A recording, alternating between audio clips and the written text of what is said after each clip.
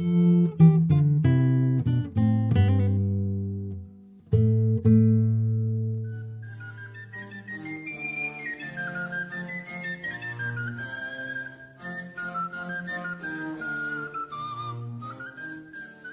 perfeições de Cristo e a paixão.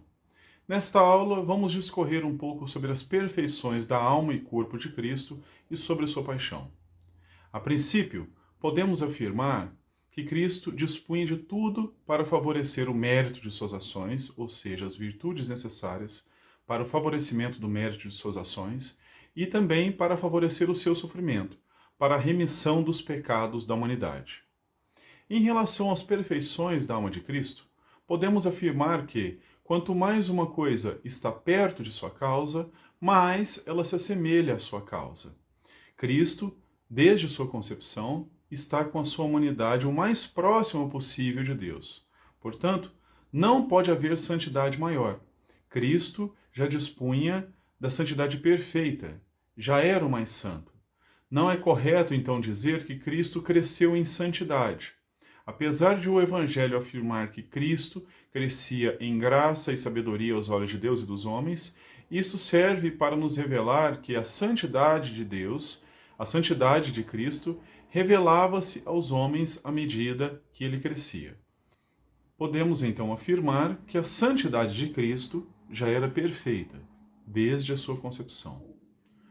Quanto à inteligência de Cristo, também pode-se afirmar que Cristo possuía uma inteligência perfeita, um conhecimento total sobre todas as coisas, uma vez que possuía as três fontes do conhecimento, quais sejam a visão beatífica, a visão de Deus face a face, a ciência infusa, o conhecimento eterno do passado, do presente e do futuro, e também a ciência adquirida, esta que é própria dos homens.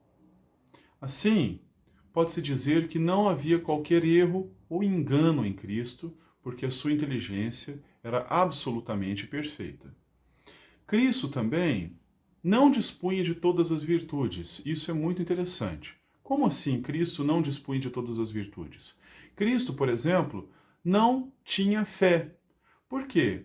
Porque para se ter fé, tem que se ter fé em algo que não se vê. Cristo já via a Deus face a face, tinha a visão beatífica. Portanto, Cristo não tinha que ter fé. Tampouco Cristo tinha a esperança. Por quê? Já conhecia a ciência perfeita, a ciência infusa do presente, do passado e do futuro. Cristo, então, não tinha esperança. Porém, Cristo possuía, sim, a caridade perfeita, aquela que mais agradava a Deus. Em todas as suas ações, o mais alto grau de caridade, tendo-a perfeitamente. Toda a vontade humana em Cristo, por sua vez, estava totalmente submissa, ordenada à vontade divina. Não havia em Cristo más inclinações ou paixões desordenadas.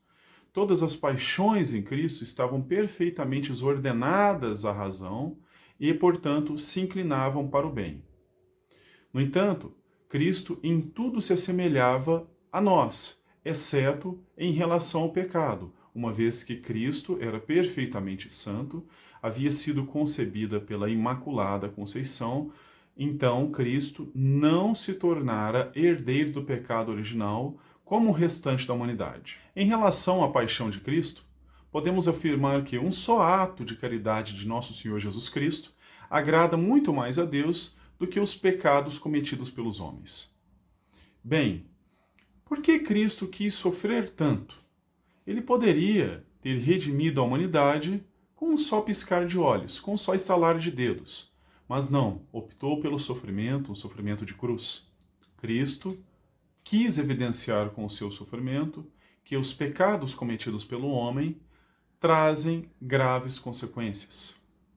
Assim, quis nos mostrar que os nossos pecados causam sofrimento. Com seu grande amor por nós, também quis aproximar o homem de Deus pela via do amor, uma vez que, quando nos sentimos amados por uma inclinação natural, tendemos a corresponder com amor. Assim, Cristo pretendia que nós abdicássemos dos pecados, dos vícios, por amor de Deus. Os efeitos da adesão à redenção de Cristo são vários.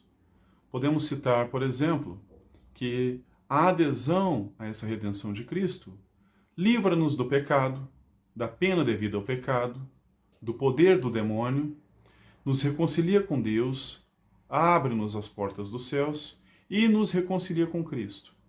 A redenção de Cristo ocorreu por todos os homens.